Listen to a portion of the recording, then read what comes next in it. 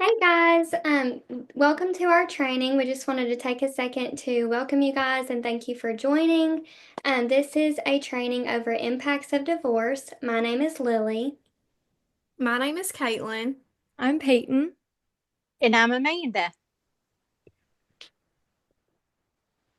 All right, so for this training, since we already introduced ourselves, we want you guys to introduce yourselves a little bit. That way we can kind of get to know you a little bit better, and we can just communicate better in general. So we are gonna have you guys introduce yourself by saying your first and last name and then a fun fact about yourself. We're gonna give you guys about 2 minutes to do this, and we'll start with so and so. All right. So now that we have introduced ourselves and um we have just gotten to know about each other just a little bit, we're going to go into breakout rooms and we're going to do some icebreaker questions. So these are questions about divorce just to kind of get a sense of divorce in general. So the first question is, what do you already know about divorce? The second question is, what's one support or resource you think can make a big difference during a divorce? The third question is, what's one myth or misconception you think people often have about divorce? So we're going to go ahead and put you in breakout rooms and we are going to give you guys about 7 to 8 minutes to discuss these questions, and then we can talk about them after. All right, so what we will be going over today, this to your right is a infographic of impacts of divorce. So some of them on the infographic are physical impact. This can mean like, it's gonna physically affect your body. You might be having stress and losing weight, or just other health concerns in general. And then it also talks about psychological impact. So that could be like increased anxiety, just something that affects your mental health in general. And then also there are resources. So some people, when they go through a divorce, you will sometimes go into therapy or counseling to help you overcome your problems that you are dealing with through the divorce.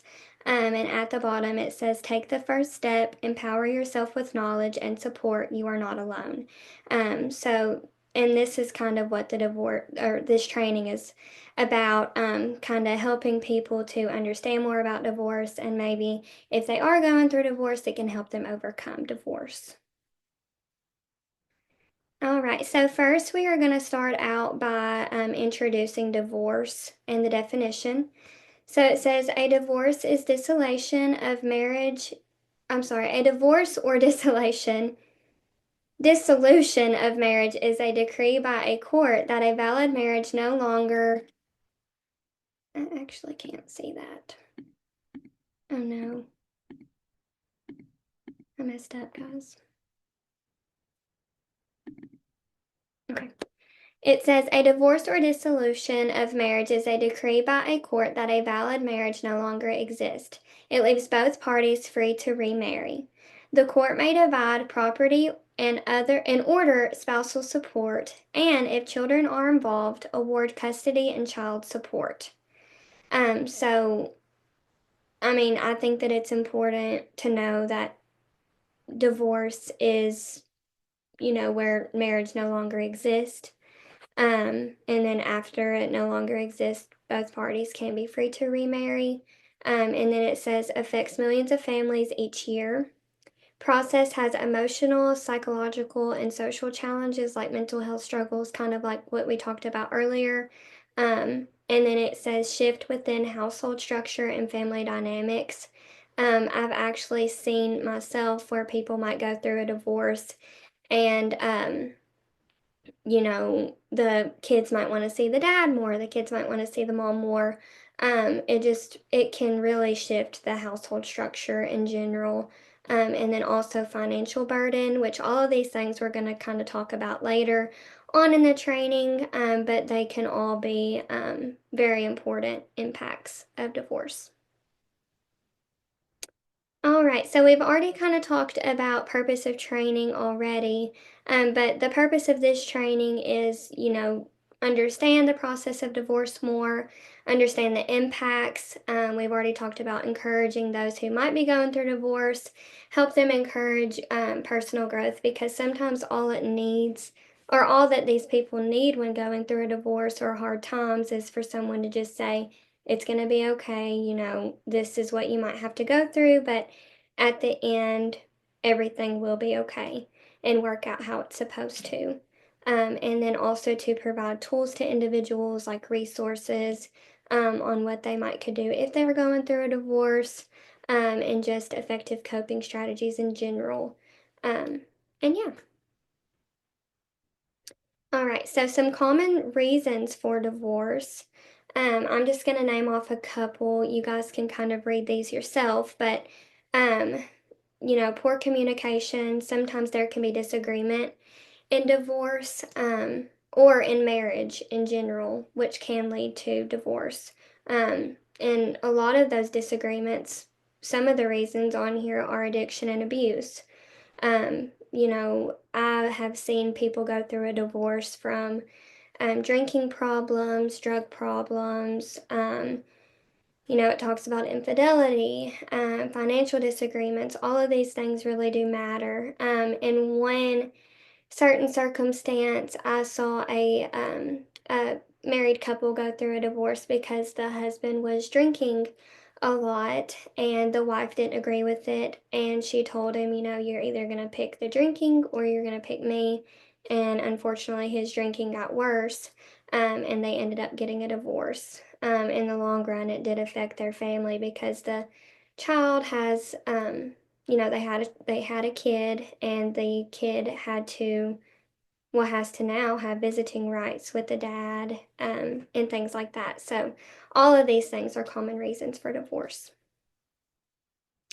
All right, and then to end the introduction, we are going to go over divorce statistics. I'm just going to read these. The first one is researchers estimate that 41% of all marriages end in divorce. That is almost 50% of all marriages, so that's a lot. And then the second one says 60% of second marriages end in divorce. The third one says the United States has the sixth highest divorce rate in the world. So to continue this training, we're just going to go over all of the impacts of divorce. All right. So to begin with, we're gonna go over the psychological, emotional, physical, and social effects of divorce. On the emotional side, I'm just gonna read a couple. As you can see, there is more here for you all to read, but grief and guilt. I've seen that in divorces as a couple of my friends, they've been divorced, and I've seen the both of their parents, it's really taken an effect on them. Psychological, stress, anxiety. I've seen it caused a lot of stress on both parents, but not only the parents, but the children as well. Physical effects would be like sleep disturbances, changes in appetite. Um, they're probably not going to want to eat as much, or maybe they eat lighter, and you start to see that. Social effects is loss of relationships with other people. Maybe they're more distant. They don't really want relationships with anybody else. And that doesn't mean like just partners. It means like, with like their families, their friendships. And then there's also risky behaviors as well, such as like, alcohol and drugs. I've seen where, people have turned to that in divorces, they'll go more towards that, and that's just not how divorce needs to be handled. So here's a couple of the emotional impacts as we go more in depth with this. Adults, I'll name the main points off, but you can kind of see like under each one like what I'm talking about. But like for example, shame and guilt. Like both parties are, embarrassed that it's came to divorce, and they, didn't think it would be them until it is. Um, Emotional exhaustion is not, letting them feel the emotions. They're trying to pretend like they're okay for the children. And believe it or not, children do realize that, like, how their parents feel and what they're going through, whether they believe that they do or not. Experiencing stress, which is, like both parents now that they're divorced or the couple in general, they're learning how to either co-parent or single parent, and it's like trying to fit into everybody's schedules.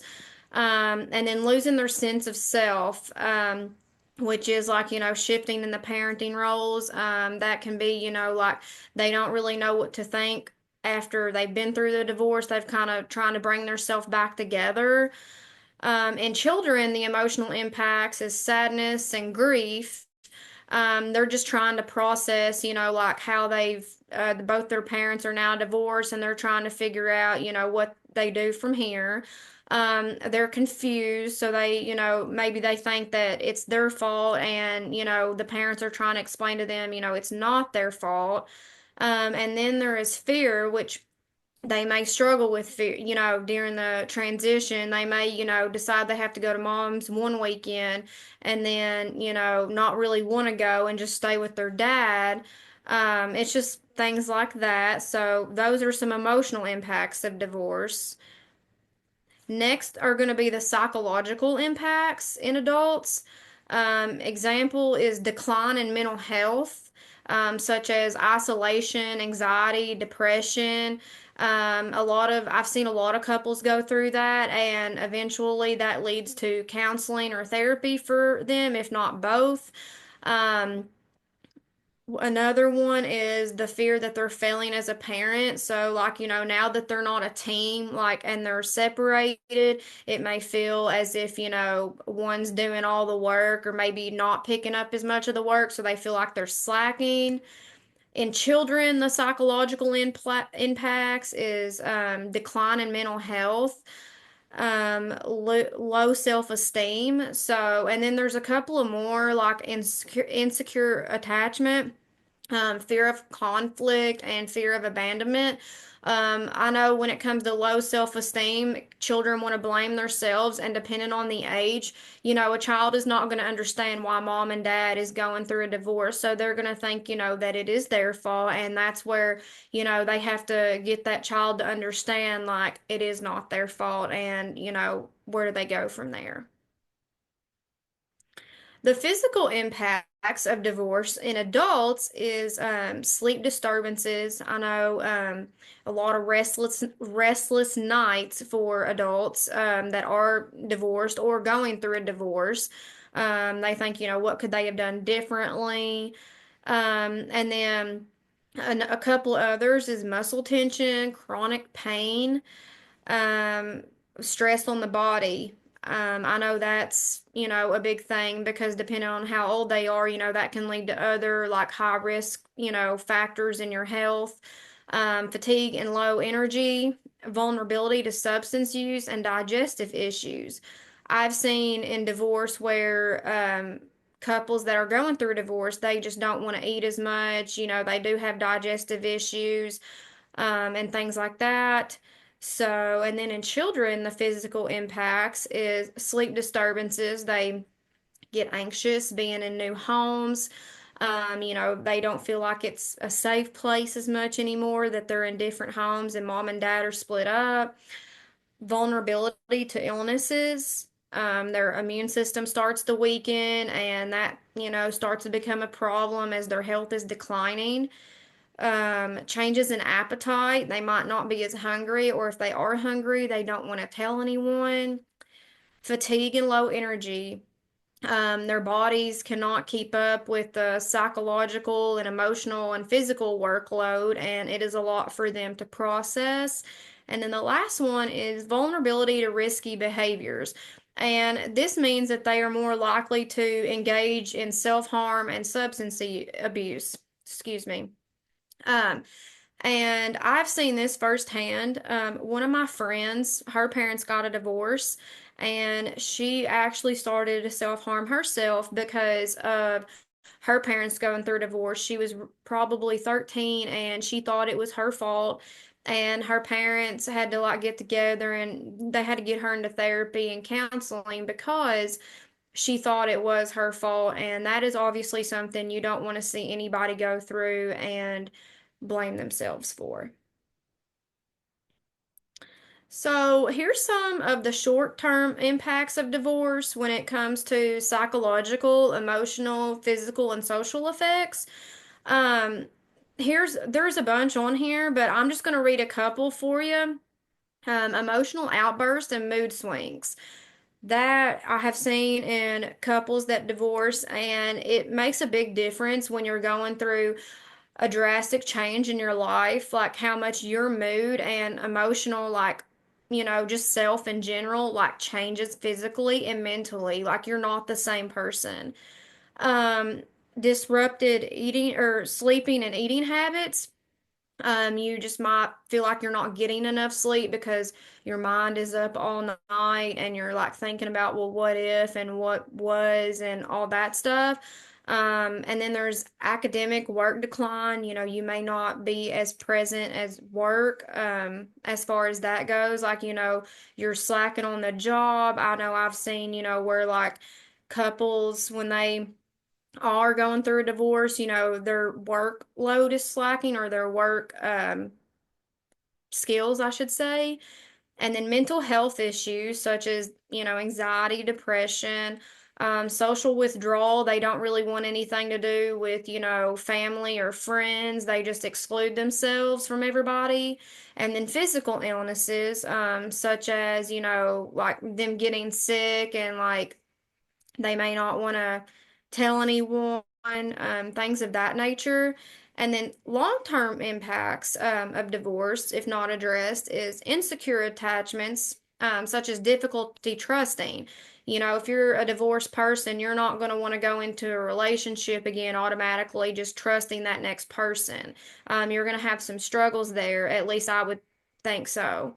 And then long-term health issues, that can be anything. I mean, if there's a lot of stress, for example, like stress on your body, that can lead into heart attack. And I read somewhere where men or women are actually more likely to have a heart attack than men when it comes to after a divorce, like because of the stress load. And then long-term emotional exhaustion. You just feel like you don't have a lot of time for anything and you're emotionally drained and you just feel like nobody's really there, just things like that. This is an overview of kind of everything I just stated and how distress reactions and psychiatric disorders and the health risk behaviors all go hand in hand. And some like, distress reactions is like changes in sleep. But these all kind of like go hand in hand together and how like divorce really impacts like both parties and not only like the people, but or the adults, but the children as well. So that just kind of gives a rundown of like everything I've discussed so far and the introduction as well. Okay, so now we're going to move into some effective coping strategies, and we're going to take about 2 minutes for y'all to discuss what y'all think are some healthy and useful coping techniques. So some healthy methods that we're going to go over, but many of y'all have already discussed, are seeking therapy or counseling, joining a community group, or finding hobbies and interests. By seeking therapy or counseling, you can reflect on any past experiences, work through any difficulties, any emotions that you're currently facing, and also rebuild that sense of self that may have been lost or rebuild any trust. And by joining a community group, you can find people that are going through similar experiences as you, or that may be in a different stage of the healing process as you. But finding a genuine connection while still feeling heard and understood is very important for people to feel after going through a divorce. And also finding some hobbies and interests that you enjoy, igniting your passions, and just again, finding that sense of identity that could have been lost. But the most important thing is for individuals to allow yourself to feel your emotions. Journaling is one of the greatest techniques to help you do that. just writing down any emotions or thoughts or any questions that you may have about how did you get here or how can we make this better. So, what about the children? It's really important to encourage open communication, encouraging them to share their feelings or any thoughts that they have, or have them ask questions so that they feel like they aren't at fault. And possible therapy for children, that can be a really good, healthy outlet and allow them to express things that they might not feel that they're able to talk about with you. And just overall promoting healthy outlets, having your children engage in activities that they enjoy, such as school activities, sports activities, just any kind of um, activities that they find enjoyable and just a way to release any built up emotional energy that they may have. It's also really important for parents to limit the exposure of conflict and to create a safe and secure home environment for their children. And by limiting conflict, that means like no negative talk or no degrading or just talking bad about the other parent, and not having your child be a communicator between the both of you. This can really like create some bias for the children and just have them view their parents in an unhealthy way. But instead, creating a secure and safe environment for them by being emotionally present and showing your kids that you are willing to work on co-parenting methods even through this difficult time. So, some unhealthy coping and their results we're going to talk about. Some people go through isolation or withdrawal. This can be from friends, family, and maybe even their own children. Or it can be the opposite end of the spectrum where you lean too much in on your friends and family and rely too much on social expectations.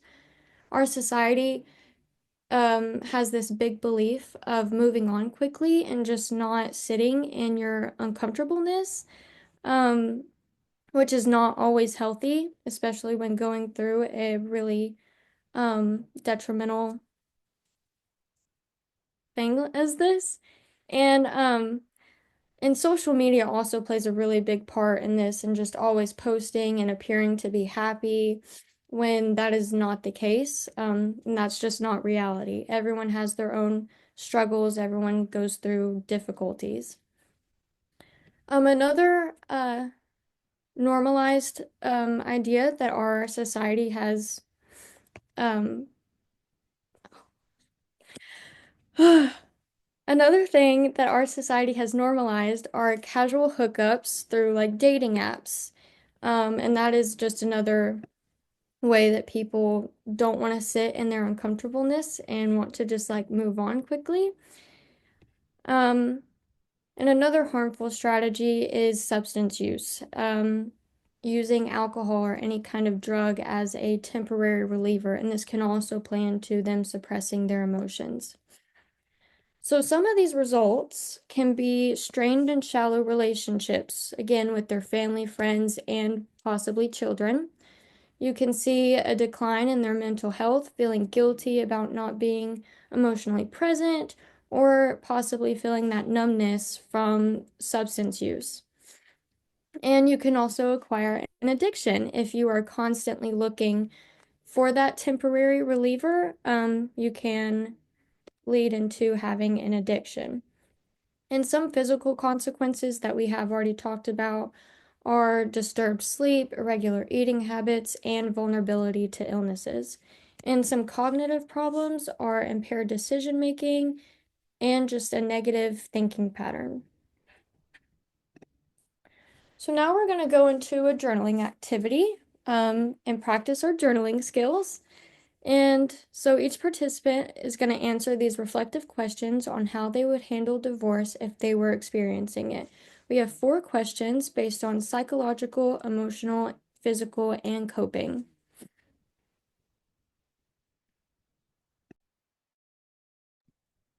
Okay, so the next impact we're going to talk about of divorce is financial impacts. These are just some impacts. I won't read them all, but I'll just kind of go over some of them. Um, some that caught my eye was like child support and spousal support.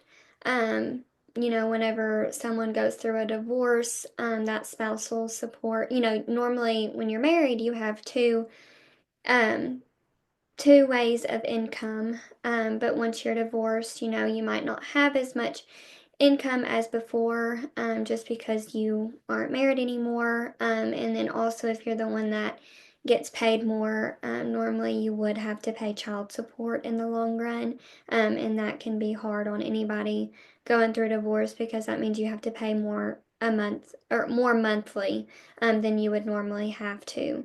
And then also insurance. I know, like for some couples, if they are married, they kind of have to. I need slide 19. They kind of will have to.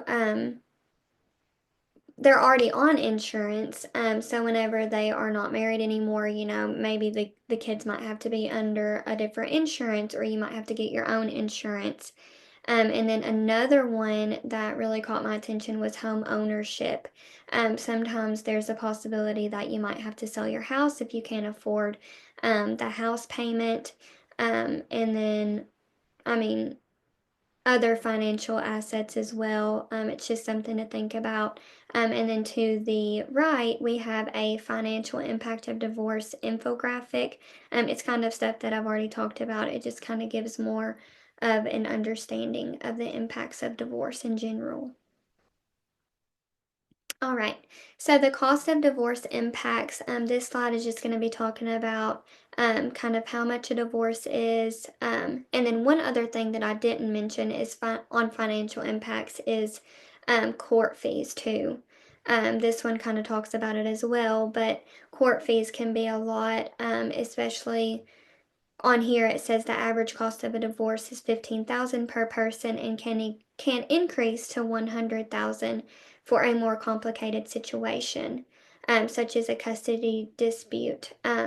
Personally, I have seen divorces happen where the husband or wife may have been abusive, and they would then have a more complicated situation and need to go into they might need to see the lawyer more, or they might even have to have court for custody, or to have certain rights over something. And then also I have seen situations where they just call a lawyer, and they say, hey, we want a divorce, we're both on the same track, we just want papers sent over, we're going to sign them, and that's it.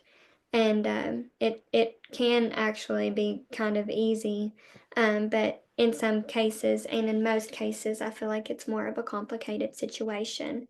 It goes on to say, in a study of economic data from 2004 to 2014, women over 50 who divorced faced a 45% drop in their standard of living, while a man's standard of living dropped by 21%. So that says from 2004 to 2014, but it is 2025, so things have changed a lot and things have went up. So I would say, like in today's society, women over 50 who are divorced faced way more of a drop in their standard of living.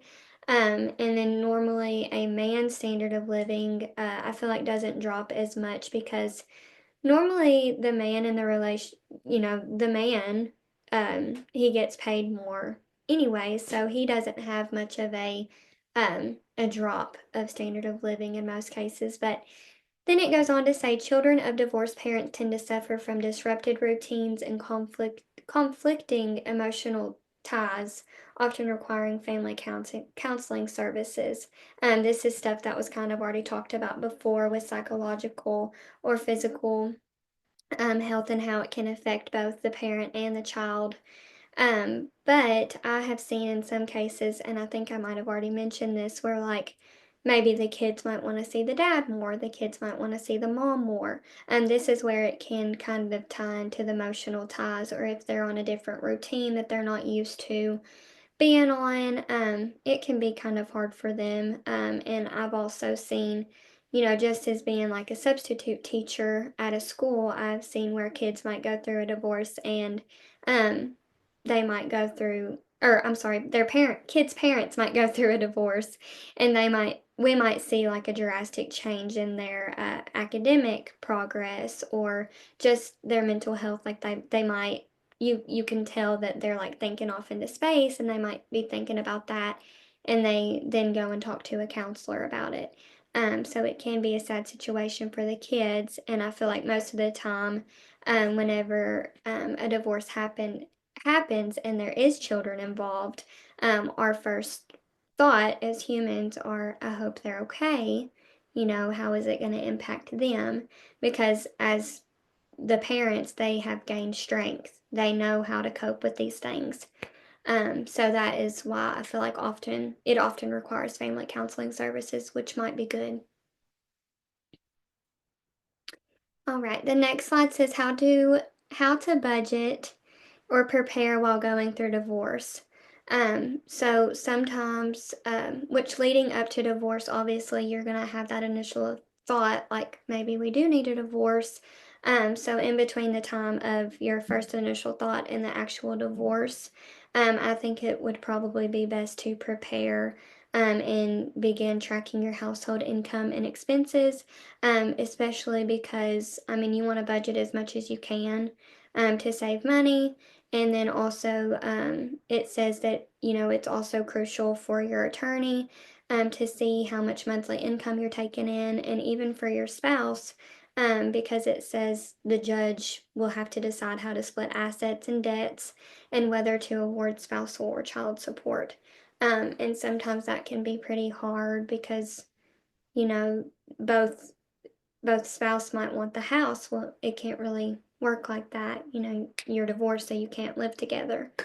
It goes on to say generally you want to spend conservatively and carefully while going through a divorce. Do your best to avoid spending marital assets unless it is for things that are for the family, such as your mortgage payment or expenses related to your shared children.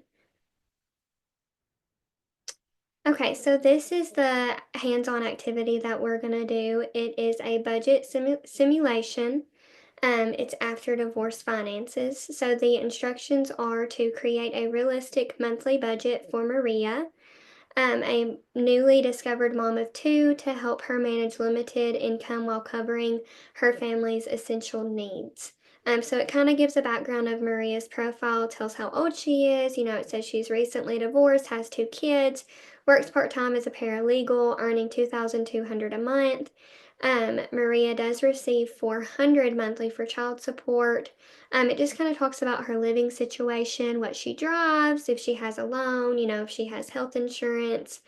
It also goes on to say that she tries to save for emergencies but finds it hard to do so. And then it says Maria does have credit cards to pay off as well. So in overall, Maria earns 2,600 of total income per month. Help her budget accordingly with the template below. So if you guys have like a piece of paper near you, or if you just want to think of it in your head, but the total has to be 2,600.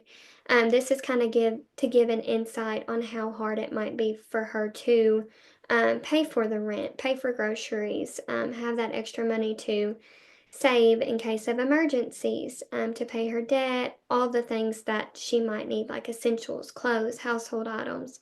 Um, and then I'm going to give you guys about 7 to 10 minutes to do this.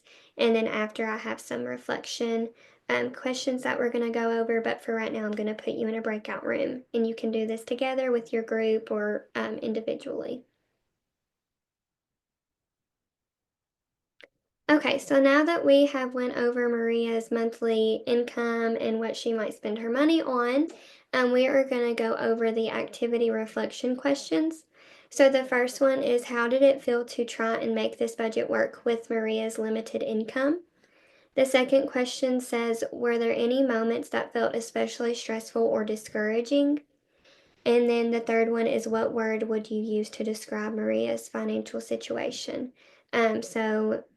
You guys can talk about it out loud. You can, you know, we can go into our breakout rooms for probably like 4 minutes and discuss these together, and then we'll come back together. And if you guys want to ask more questions, or if you feel like you want to answer them as a whole group, we can do that as well.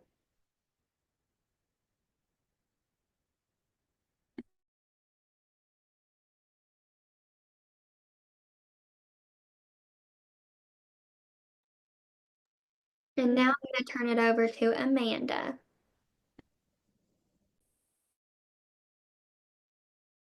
Understanding the legal implications of divorce is crucial for several reasons. Some are emotional preparedness, protection of rights, asset divisions, conflict resolution, avoiding mistakes, legal procedures, legal representation, for future planning, child custody and support, and spouse support and alimony. The divorce timeline usually goes as follows: initial filing, service of process, court hearings, and final judgment. Comprehending the legal implications of divorce not only empowers individuals to advocate for themselves, but also plays a key role in ensuring a fair and impartial outcome as they transition to their life after marriage. Divisions of assets is a huge process of the legality within divorces. It has a great impact on taxes because it changes the filing status. Another legality of a divorce is dividing up the property. And there it lists two different kinds of property: community property or equitable distribution. The community property being a 50-50 split of marital assets and debt, and the equitable distribution is fair but not necessarily equal division. Factors that may influence a set division are length of marriage, contributions, financial aid and non-financial aid contributions, future financial circumstances of both parties, and financial affidavits. The legal documentation and process. Required documents to petition for divorce. A petition for divorce is a legal document filed within the court to initiate the divorce process. It outlines the requesting spouse's desire to end the marriage and typically include information like their personal information, marriage details, the grounds for the divorce, children that are involved, property and debts of each individual, relief sought. After the petition is filed, it is usually served to the other spouse, who then has the opportunity to respond. The process can vary depending on the local laws and specific circumstances of the case. Also, a legal documentation and process would be the custody agreements. Legal representation usually is either legal or a lawyer or the mediation process. Legal representation and the importance of having a lawyer to help navigate complex legal terminology, to protect the personal rights and interests, to ensure fair negotiations.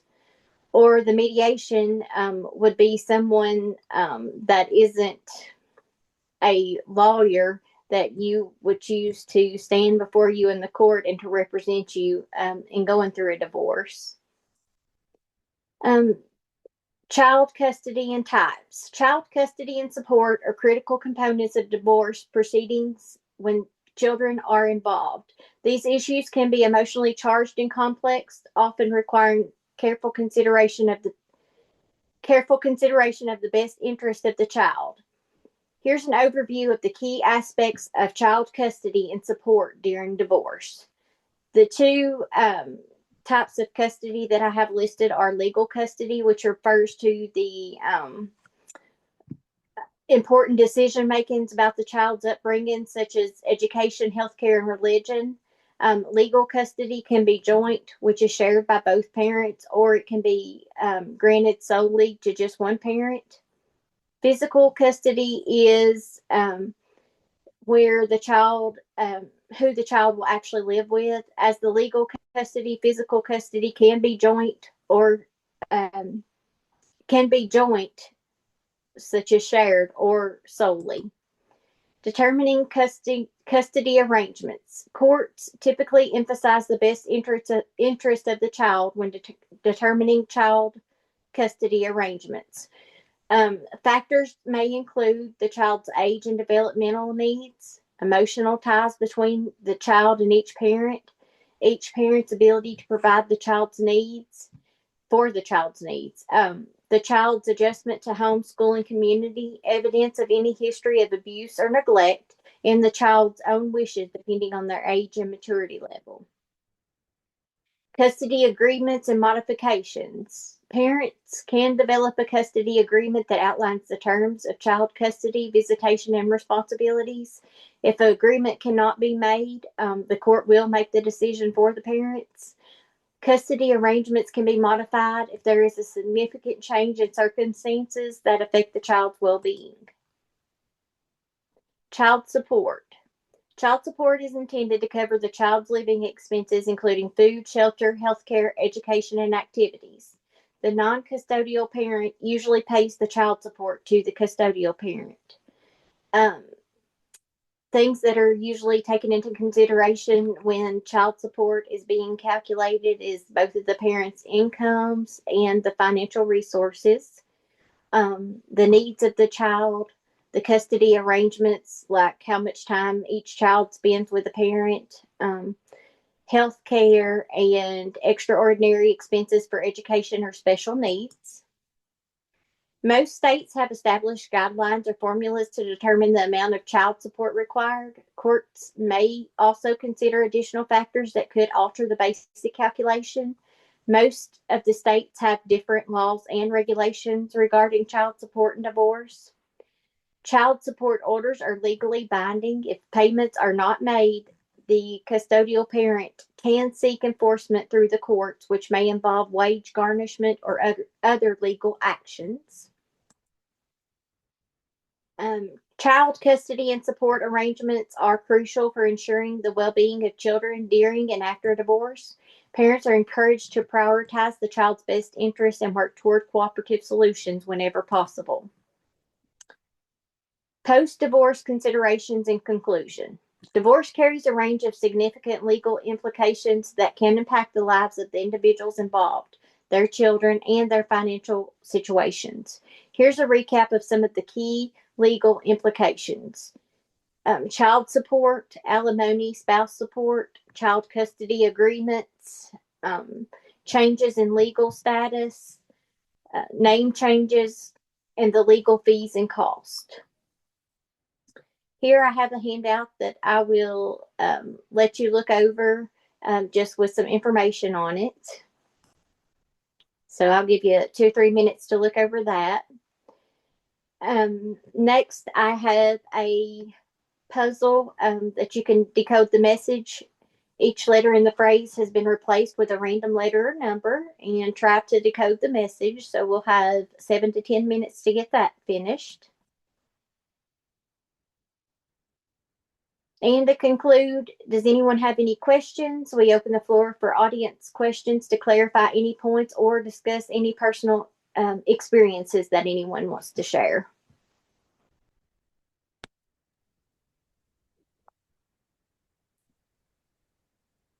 Alrighty, well, thank you so much for joining our training. If you don't have any more questions, you can, or if you think of any and you want us to answer, just put them in the chat.